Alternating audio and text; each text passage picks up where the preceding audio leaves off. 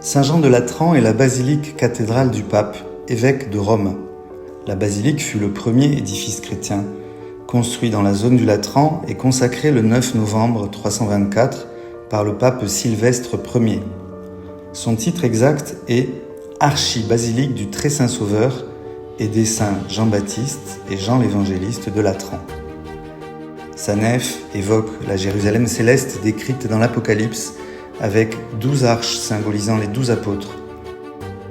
Dans le fond se trouve l'autel papal qui abrite l'autel en bois sur lequel, selon la tradition, Pierre lui-même, prince des apôtres, aurait célébré. Cet autel est surmonté d'un ciborium artistique ou baldaquin dans lequel sont conservés les reliquaires des saints Pierre et Paul. Sur les mosaïques qui décorent l'abside se trouve en haut le visage dominant du Christ, entouré d'anges, et sous le Christ, la colombe, symbole de l'Esprit Saint qui surplombe la croix sertie de pierres précieuses. Au centre de la croix, un ton d'eau représente le baptême du Christ, tandis qu'à la base, l'eau jaillit en 4 fleuves auxquels s'abreuvent cerfs et agneaux. Sous la croix se dressent les murs ornés de pierres précieuses de la Jérusalem céleste.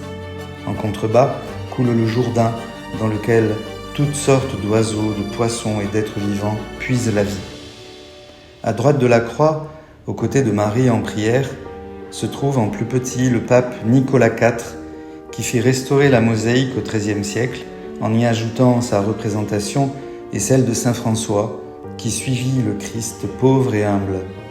Viennent ensuite les saints Pierre et Paul.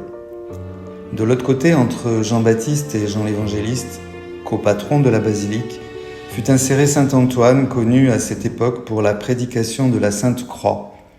La dernière représentation est celle de l'apôtre André, frère de Pierre. Dans la partie inférieure, l'abside est complétée par les figures des autres apôtres du Seigneur. Lorsqu'il contemple l'ensemble, le regard du pèlerin est captivé par le mystère de l'exultation céleste.